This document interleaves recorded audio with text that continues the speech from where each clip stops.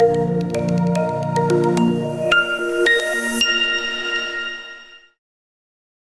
right, so now we're at the fun part. This is my favorite lesson. It's called Path. It's the reason I called the course On the Right Path, and you'll see why very, very soon. So far, what you've accomplished, you've figured out your direction with your values and the destination with your ideals, and also generally your starting point. And you've done your time inventory. You've rated your, given your life score for each area. So all of that has led up to breaking these things down into specific goals. So this is where we're going to plan our route. We're going to draw that line between the values and ideals, connect them together with this path. So what is path? Why is it called path? Generally speaking, there are 4 types of goals. And PATH is an acronym for project, average, target, and habit. These 4 types cover any type of goal you can imagine. And I'll kind of break down each of them, give a few examples, and then show you a little matrix that'll make it, very clear. And it's what you'll use to determine what type you'll be using for each of the goals that you set. Okay, so the first one's project. This is any big goal that can be broken into small steps. So we're not talking small repetitive things like laundry or dishes, right? These are larger things. Examples might be run a marathon or launch a business, right? These are bigger things you can break down into small action steps. Average is a repeating numerical goal. So typically you'd say something like, I want to sleep 8 hours per night, for example. So it's numerical. There's a quantity there. And it's, per time period, but it continues over time. There's no finish line to it. It could be your golf score, could be your monthly budget, anything that repeats and is a number that you track. Next up is target. So this is a numerical goal as well, but it's something that it has a finish line. It's finite. You want to achieve a certain goal number by a set date. So this may be like lose 10 pounds by June 15th, save $2,000 by November 1st. And lastly, we have habit. So this is a repeating goal, but it's for frequency, the number of times that you do something. So it's basically you're tracking actions done per time period. So there's no finish line with this one either. So repeating action X times per period. And so it might be something like, I want to get up early 5 times a week. I want to journal once a day. I want to, floss 2 times per day, that kind of thing. Okay, so let's kind of put these together so you can see them all at once.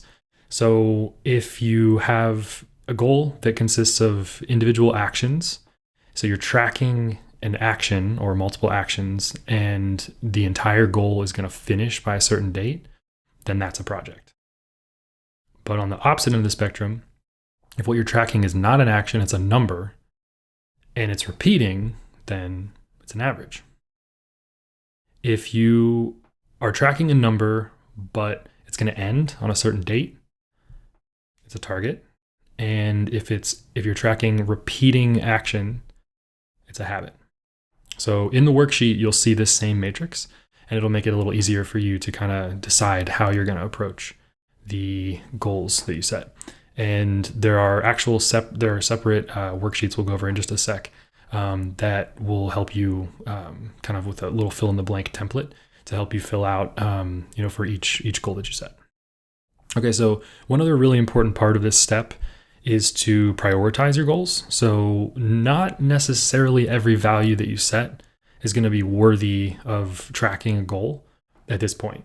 It's possible that you'll set, say, 3 values for each of 10 different life areas. You're like, wow, that's 30 things. I don't know if I should set 30 goals all at once. And you probably shouldn't. I mean, honestly, 5 to 10 is fine. A lot of people will say 1. Please do not do 1. It is not a good idea unless you are so focused on that one thing right now at this point in your life that you are willing to achieve it at the expense of pretty much everything else.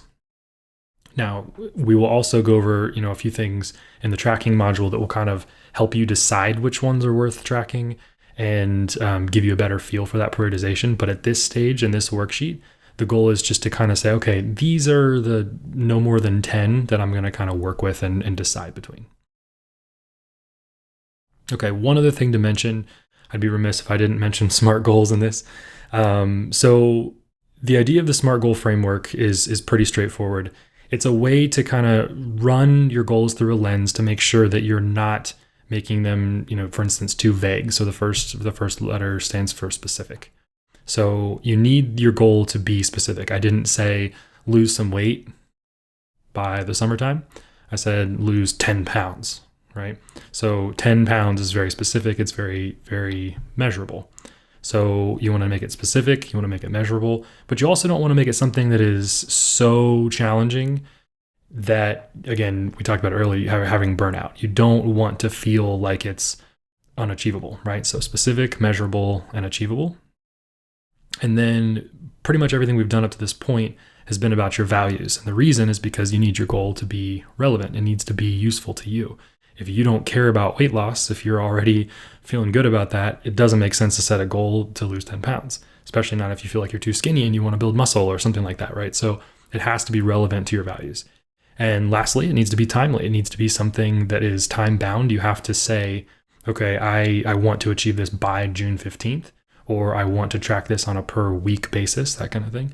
It has to be related to time in some way, because if it's just open-ended, I'll get to it tomorrow, can kind of continue and string on for a long time. So just a quick overview of SMART goals. Don't worry if any of this felt like it was too quick, because again, as you go through in the worksheet, you'll choose the type of goal that you're going to track each of your goals with. And then there's a separate worksheet that you can use to basically fill out for that type. So for example, if you choose weight and you chose target, then there is a target worksheet that you can download. And that's just a little fill in the blank. It's very, very easy to fill out. Before you know it, you'll have a SMART goal. So hope that helps. This just a quick warning. This particular worksheet will take the longest. It is the most important by far. So please take your time. Don't feel like you need to make everything perfect at this stage, because the tracking module next will definitely help a lot with this. But yeah, just kind of brainstorm, put everything out there, and then sort of go through the process. Once you kind of pick the 10 that you feel are the most important in general, then try to fill out their individual types worksheets. And once you're done with that, come back for the tracking lesson, and we'll keep moving forward.